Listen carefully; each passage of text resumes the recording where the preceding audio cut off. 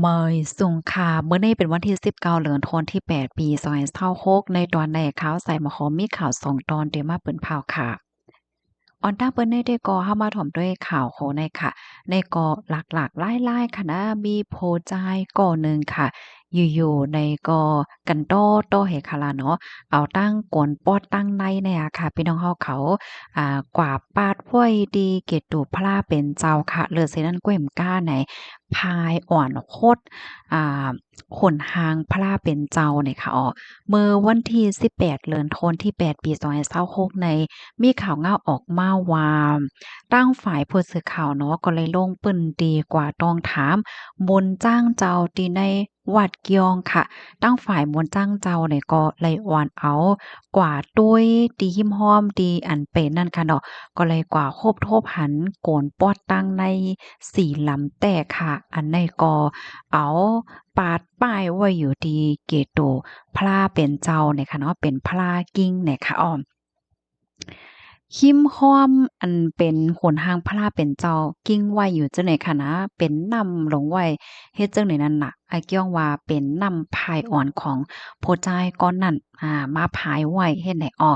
ก้นจ้ายก้อนนั้นแดจื้อฮ้องว่านายเนอายุไหล่30-35ปีเฮ็ดจั่งใดเนาะอันเป็นมนต์จ้างเจ้าในกอไข่ในว่าเมื่อ2เดือนที่ผ่านมานั้น อันเป็นนายเน่ในคณะก็เลยกว่านอนที่ในวัดฮิมเจดีย์ว่าสังว่าเฮ็ดจั่งเนี้ยเนาะเพราะว่าถึงมาข้าวกลางค่ำมัวค่าโมงจั่งเนี้ยว่าก็หันถึงว่ามันค่ำยาวนั่นน่ะเนาะก็นั้นแลได้ปิกพักตัวเหย้าเนี่ยเสิแลจั่งแลกว่าลาตรีโพดใจก็นั้นว่ากว่านอนตั้งนอกแลค่ำยาวได้ปิกพักตัวเหย้าว่าสังสิงให้ไหนนั่นน่ะเนาะ กำแน่ผู้จ่ายก็นั้นก็สำยอมค่ะเฮ็ดให้โคขวางว่าเฮ็ดให้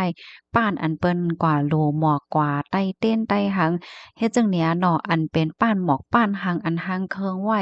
จังนั้นเนี่ยก็มั่นใจนั้นเฮ็ดให้ย่าลูกกวายแปดเฮ็ดจั่งใดเหี่ยวก็อันเป็นมนต์จ้างเจ้าเนี่ยก็จังไรป้องเลี้ยงถึงดีอันฝ่ายปลีกค่ะตั้งฝ่ายปลีกเขาเนี่ยก็เลยมาเอาตัวผู้จ่ายก็ในกว่า กว่าเฮียก็ผ่านพ้นกว่าทรงเหลือเนาะๆเผื่อว่ามันใจออกมาเหย้าออกคอกขังมาเหย้าเนี่ยก็ใจจ้าใจล้ำในยังมีอยู่เหี่ยก็มาเฮ็ดจั่งไหนเฮ็ดได้นั่นน่ะเนาะอ้อลองตั้งมันได้แต่ก็เป็นกว่าเฮ็ดจั่งไหนเหย้าค่ะตั้งฝ่ายมนต์จ้างเจ้าเนี่ยก็ขย้อนฝากถึงปลิกนั่นน่ะเนาะว่าแค้นดอจอยมาด้วยปันลองห่มลมลองรอดเพอีกหนึ่งเมื่อเหลียวในมนต์จ้างเจ้าที่วัดก็มีลวงไม้ใจนั่นค่ะน่ะเนาะกลมรอดเพ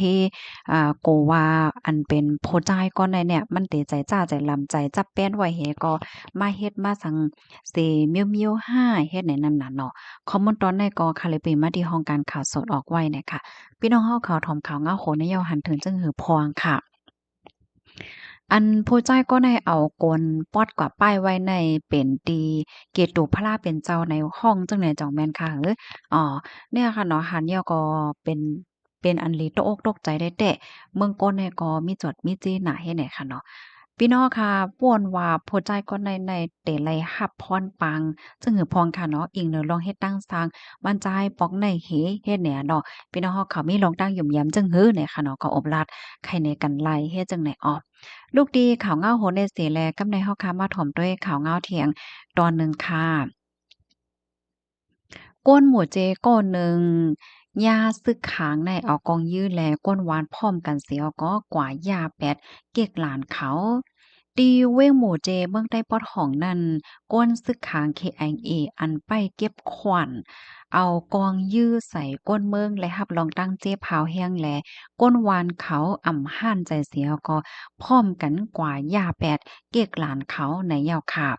ก้นหมู่เจลาเนตีสื่อข่าว HNA ว่าเมื่อวันที่18เดือนธันวาคมปี2026ยามกลางในมีคนเมืองหมู่เจก้อนหนึ่งจื้อฮ้องว่าจ้ายแรงสายอายุไล32ปีลูกดีวานนำเหล้าเสียกอฮอกามามงนาจูเวงหมู่เจถึงมาหมวก10โมงปลาย3มนิดมือกามันมาถึงตีเก็กหลานเก็บขวัญกับซึกขาง KIA หิมวานนำแหลงเจเวงหมู่เจนั่นยาก้นซึกขางเอากองยื้อใส่แล ตื้อ ตื้อกว่าตีโหมาแล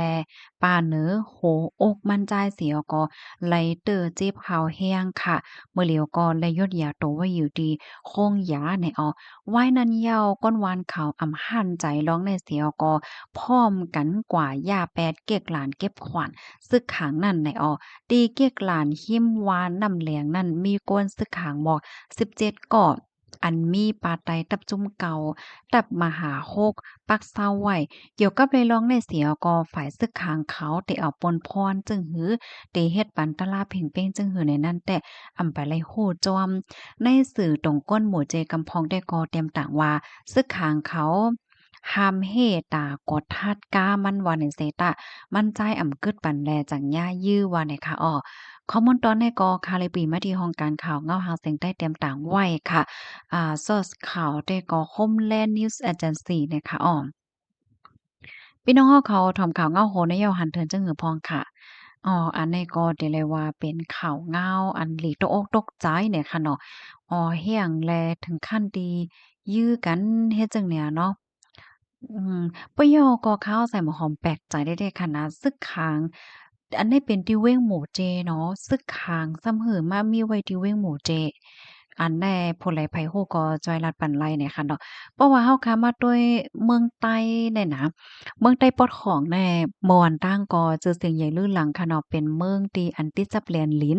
เป็นเมืองที่อันไผๆก็อ่าขวายค่ะเนาะเพราะว่าตั้งปอดตอนหมูเจนำคำ ลาซิลเซียนหวีค่อยแล้วจังได๋แหน่มันเป็นเว้งปื้นตีอันที่จับเส้นตั้งลงจังแม่นค่ะผู้ลี้ภัยเลยอยู่บ่ตั้งป่นแต่ก็ได้แต่ได้หากินเลี่ยงต้องค่ะเนาะกล้าๆขายๆว่าพวกผ้าเยอะนางเขียวบ่มาค่าโคขายแล้วจังได๋ก็มีลองสร้างถูกเขี้ยมหน้าว่าจังว่าเฮ็ดจังเนี่ยเนาะเปิ้นก็อ่อนกันยองอ้ำไว้เนี่ยค่ะเนาะเมื่อวันตั้งม่วนตั้งแต่มันก็บ่สุกซักค่ะเนาะก้อยก็ว่าหลังๆมาใน แลหันข่าวเงาออกมาในกำศึกจุ่มนั้นกำศึกจุ่มใดเนี่ยค่ะเนาะมันมีศึกหลายหมู่หลายจุ่มแต่เนาะพี่น้องเนาะก็ย้อนให้กูก็อยู่ในรอดเพกันเสกำเนี่ยค่ะยินจมปุกก็ที่รับถองปันแห้งแลยินจมลงนาพี่น้องเฮาเขาที่อันเพิ่มเทียมข้อมูลมาปันหรือจังไหนค่ะเนาะข่าวใหม่ส่งค่ะ